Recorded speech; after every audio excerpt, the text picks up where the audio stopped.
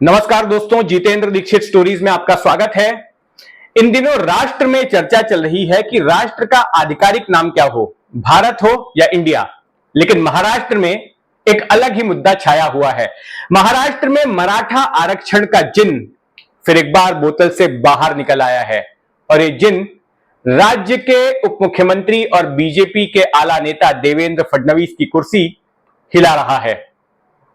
दरअसल ये मामला अब से करीब 1.5 हफ्ते पहले शुरू हुआ, जब महाराष्ट्र के जालना जिले में एक शख्स आमरण उपोषण पर बैठ गया, जिसका नाम मनोज जरंगे पाटिल है। वो अपने कुछ समर्थकों के साथ मराठा आरक्षण की मांग को लेकर आंदोलन पर बैठ गया, आमरण अनशन पर बैठ गया। इन आंदोलनकारियों की मांग थी कि महाराष्ट्र में शिक्षा और नौकरियों में मराठा समुदाय के लिए आरक्षण का ऐलान किया जाना चाहिए। और इसी मांग को लेकर ये लोग आंदोलन पर बैठे थे। लेकिन इस बीच जालना पुलिस की टीम को खबर मिली कि मनोज पाटिल की तबीयत बिगड़ रही है और ऐसे में ये टीम वहां पर पहुंची उनका धरना खत्म करवाने के लिए, उनका अनशन खत्म करवाने के लिए। लेकिन वहां पहुंचने के बाद आंदोलनकारियों और पुलिस के बीच में नोकझोंक हो गई और एक टकराव शुरू हो गया। बात इतनी बिगड़ गई कि पुलिस की टीम पर पत्थर बरसाए जाने लगे और पुलिस ने भी लाठीचार्ज कर दिया और वहां का माहौल बिगड़ गया। इस टकराव में दोनों ही पक्षों के करीब 70 से 80 लोग घायल हुए, जिन्हें कि अलग अलग अस्पतालों में भर्ती कराया गया।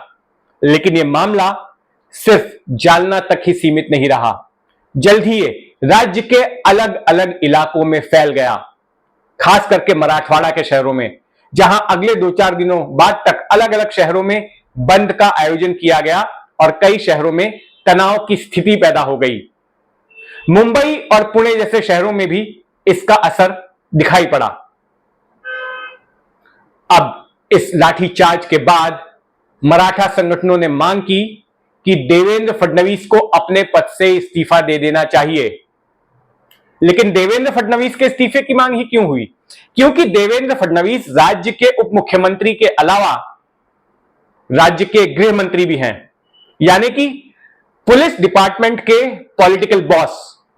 और ऐसे में यह आरोप वहां से लगाए गए कि लाठीचार्ज का आदेश मुंबई से दिया गया था।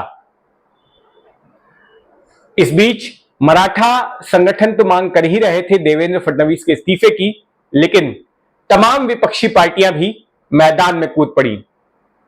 महाराष्ट्र की जो मौजूदा सरकार है एकनाथ शिंदे की, उसमें एक बीजेपी है और इसके बाद आधी शिवसेना, यानी कि शिंदे वाली शिवसेना, और आधी एनसीपी, अजीत पवार वाली एनसीपी है। अब जो विपक्षी पार्टियां हैं, यानी कि उद्धव ठाकरे वाली शिवसेना, शरद पवार वाली एनसीपी और कांग्रेस, उनको एक बड़ा मुद्दा मिल गया और इस मामले को लेकर महाराष्ट्र सरकार की, यानी कि शिंदे सरकार की घेरेबंदी शुरू की गई। शरद पवार वहां आंदोलनकारियों से मिलने पहुंच गए, उद्धव ठाकरे वहां मिलने पहुंच गए, राज ठाकरे ने कहा कि वे भी जाएंगे और उद्धव, शरद पवार और कांग्रेस के नेताओं ने सीधे तौर पर देवेंद्र फडणवीस से इस्तीफे की मांग कर डाली। अब हुआ यह कि इसके बाद अपने बचाव में सरकार की तरफ से यह किया गया कि वहां के जो एसपी थे जालना के, तुषार दोषी, उनको कंपल्सरी लीव पर, छुट्टी पर, सख्ती की छुट्टी पर भेज दिया गया। उसके अलावा और 2 अधिकारियों को छुट्टी पर भेज दिया गया और फिर एक एडिशनल डीजी रैंक के अधिकारी की ओर से पूरे मामले की जांच कराने का ऐलान किया गया। लेकिन मामला इतना ज्यादा फैल चुका था, सरकार पर इतना ज्यादा दबाव आया कि आखिरकार फडणवीस ने माफी मांगने में ही अपनी भलाई समझी और फिर सार्वजनिक तौर पर फडणवीस ने यह माफी मांगी कि वहां पर लाठीचार्ज किया जाना गलत था, पुलिस को लाठीचार्ज नहीं करना चाहिए था वहां पर, और इसके लिए फडणवीस ने मराठा नेताओं से माफी मांगी।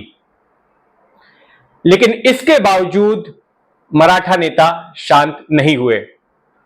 यहां पर यह बात गौर करने वाली है कि महाराष्ट्र में मराठा समुदाय का काफी वर्चस्व है, सबसे ताकतवर समुदाय मराठा समुदाय माना जाता है। अब चुनाव जल्द ही हैं। अगले साल लोकसभा के चुनाव होने वाले हैं और उसके बाद साल भर में ही विधानसभा के भी चुनाव होने वाले हैं, और ऐसे में मराठाओं की नाराजगी कोई मोल लेना नहीं चाहता। राज्य के अब तक जो 19 मुख्यमंत्री हुए हैं, उन 19 में से 10 मुख्यमंत्री मराठा समाज से आए हैं। तो ऐसे में मराठाओं को नाराज करना ठीक नहीं समझा गया, क्योंकि इसका असर चुनावी नतीजों पर पड़ सकता था।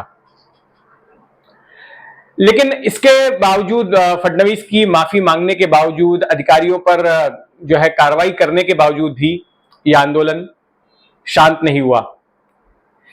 अभी की घटना याद दिलाती है कि साल 2018 में भी कुछ ऐसा ही हुआ था। तब भी मराठा आरक्षण का जिन फडणवीस के लिए एक सिरदर्द बन के सामने आया था।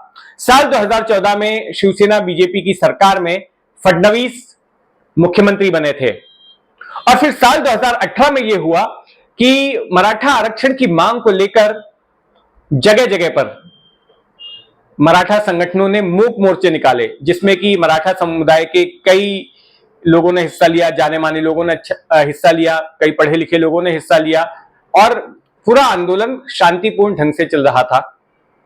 लेकिन इस बीच एक घटना हो गई औरंगाबाद में। एक शख्स ने नदी में कूदकर आत्महत्या कर ली इसी मांग को लेकर। उसके बाद आंदोलन बेकाबू हो गया। राज्य के अलग अलग इलाकों में हिंसा शुरू हो गई। पुलिस के वाहनों को, सरकारी वाहनों को जला दिया गया, पुलिस पर हमले किए गए, कई जगहों पर प्रदर्शनकारियों और पुलिस के बीच में टकराव हुआ। मुंबई से सटे कलंबोली इलाके में भी काफी हिंसा हुई। उस साल जैसे तैसे फडणवीस ने मामले पर काबू पाया और मराठाओं को आरक्षण दे दिया गया। लेकिन मामला अटक गया अदालत में। अदालत में चुनौती दी गई और अदालत ने कहा कि मराठाओं को आरक्षण नहीं मिल सकता, क्योंकि 50% का आरक्षण जो है पहले से ही दिया गया है अलग अलग समुदायों को, और जो आरक्षण जो जितना दिया जाना है, जो आरक्षण का कोटा है, वो 50% से एक्सीड नहीं कर सकता, उसके आगे नहीं जा सकता। तो ऐसे में अब यह मामला अदालत में अटका हुआ है। लेकिन प्रदर्शनकारियों की मांग है कि सरकार एक जीआर जो है जारी करे, एक आदेश निकाले और मराठाओं को आरक्षण दे दे।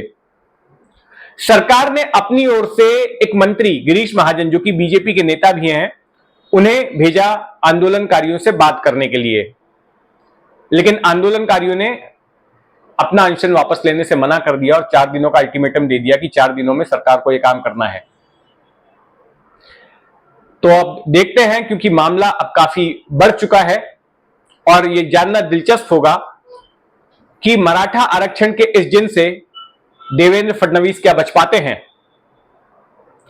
तो महाराष्ट्र की राजनीति और अपराध से जुड़े तमाम दिलचस्प किस्सों के लिए मेरे इस YouTube platform Jitendra Dixit stories से जुड़े रहें। इस जैसे और भी किस्से आने वाले वक्त में मैं आपके सामने पेश करूंगा। और अगर अब तक आपने इस चैनल को सब्सक्राइब नहीं किया है तो एक बार सब्सक्राइब कर लें। जय हिंद।